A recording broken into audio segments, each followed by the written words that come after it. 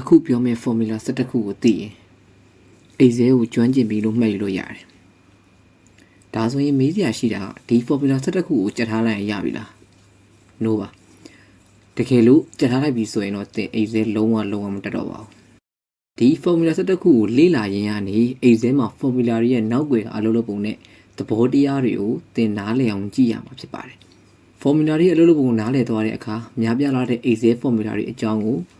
သင်နားလည်သွားမှာပဲဖြစ်ပါတယ်။ဒီ formula 17ခုအတွက်အပိုင်း၄ပိုင်းနဲ့ပြပြပေးမယ်။ formula တွေအကြောင်းမဟုတ်ဘဲနဲ့ formula တွေနောက်ွယ်ကသဘောတရားအကြောင်းတွေကိုရှင်းပြပေးမှာဖြစ်တဲ့ကြောင့်အပိုင်း၄ပိုင်းလုံးကြည့်ဖို့လိုအပ်လိမ့်မယ်။ Okay ပထမဆုံး formula က sum ကတော့ရိုးရှင်းတယ်။ကိန်းဂဏန်းတွေကိုပေါင်းကျင်တဲ့အခါမျိုးကြရင် sum ကိုသုံးတယ်။ sum ကိုတော့ကျွန်တော်ကအကျယ်တဝင့်မရှင်းပြပါဘူး။မရှင်းပြတော့ဘူးပေါ့။ဆိုတော့ sum ကဘယ်လိုလုပ်လဲဆိုတော့ကျွန်တော်တို့ပေါင်းကျင်တဲ့ product တွေအကုန်လုံးကိုကျွန်တော်တို့ကsum ရဲ့အလုပ်လုပ်ပုံက equal to SUM sum ဆိုတော့ a က sum related နဲ့ a ကဒါတွေကပေါင်းတော့မယ်ဆိုတော့သိတယ်ဆိုတော့ sum ဒီ quantity တွေအကုန်လုံးကိုပေါင်းပါလို့ပြောရင်ကျွန်တော်တို့ကရိုးရှင်းဒီဘက်သူကအကုန်လုံးကိုပေါင်းပေးလိုက်တယ်ဆိုတော့တခုကောင်းတာပါလဲဆိုတော့ရင်တော့ဆိုရင်ကျွန်တော်တို့က equal to plus တွေသုံးပြီးတော့ပေါင်းစရာမလိုတော့ဘူးကျွန်တော်တို့ကတခုပဲ sum ကိုရေးပြီးတော့ equal to SUM sum ကိုရေးပြီးတော့ကျွန်တော်တို့က total price တွေဆိုရင်ဒီပဲ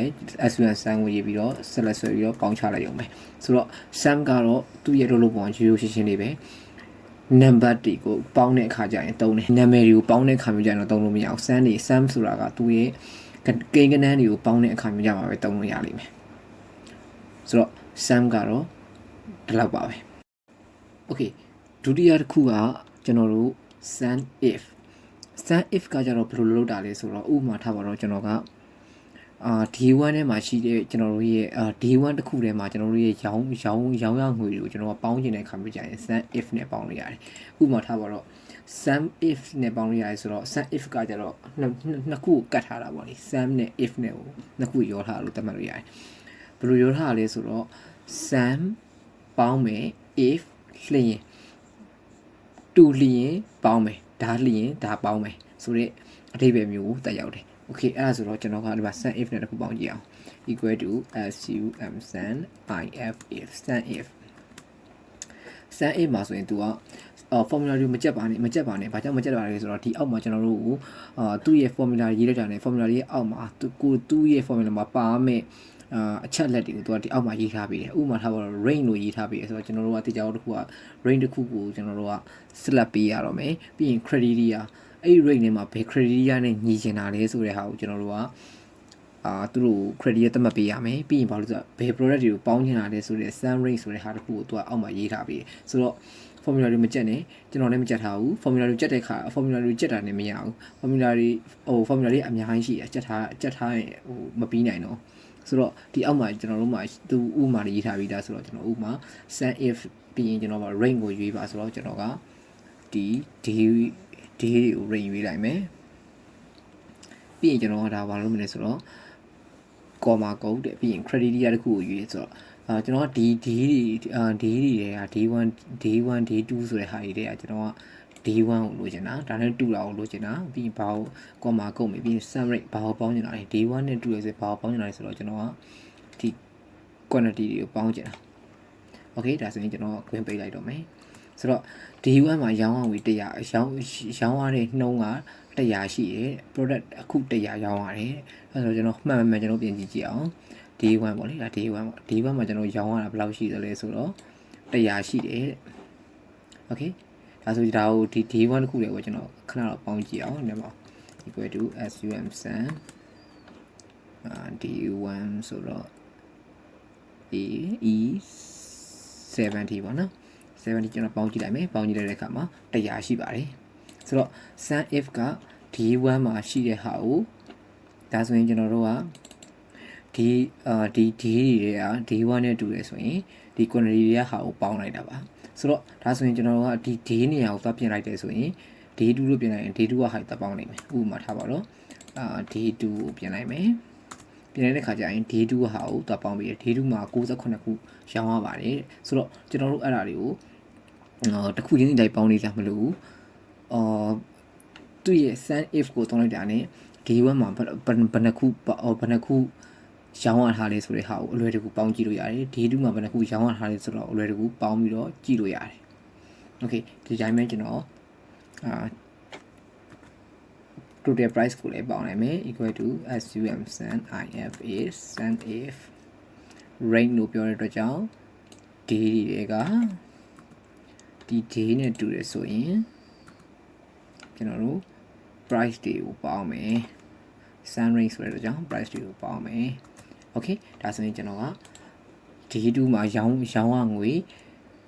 6630 ရှိတယ် sorry 66030 ရှိတယ်ဆိုတော့အဲ့ဒီအဖြေကိုတစ်ခါတိုင်ရတယ်အဲ့ဆိုရင်ကျွန်တော်ကဒီမှာပဲတခုခုကျွန်တော်ကဟို report လုပ်မယ်ဆိုရင်day 1 report လုပ်မယ်ဆိုရင်ကျွန်တော် day 1 လို့ရေးလိုက်ရင် day 1မှာရောင်းအား100ရှိတယ် total price ကဒီလောက်ရှိတယ်ပေါ့9900ရှိတယ်ပေါ့အစသဖြင့်ကျွန်တော်ကတစ်ခါလေးတန်းပြီးတော့တန်းကြည့်လို့ရတယ်ဒါက SUM if ရဲ့လို့ပေါ့ဆိုတော့ခုနကတော့ကျွန်တော်တင်ပြတဲ့ SUM ကကိန်းဂဏန်းတွေကိုပေါင်းတယ် SUM if ကကြတော့ SUM နဲ့ if နဲ့နှစ်ခုပေါင်းထားတာ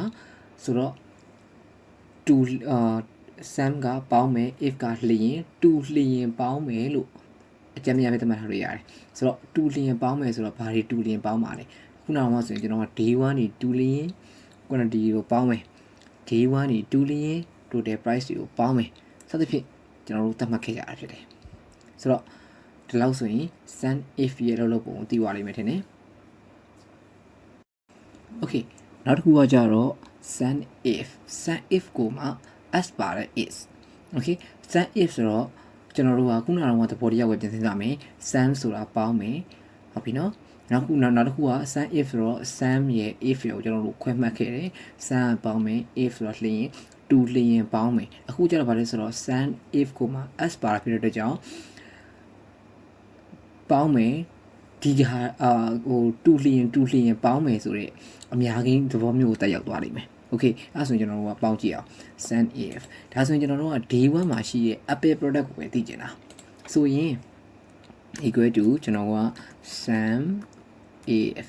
as ပါတဲ့ if နဲ့ပေါင်းမယ်ဒါဆိုရင်ကျွန်တော်ခုနပြောခဲ့သလိုပဲ formula တွေကိုကျွန်တော်မှတ်ထားပါဦးဒါဆိုရင်ကျွန်တော်တို့ကခုနကတော့ဆိုရင် day 1ကိုယူပြီးတော့မှ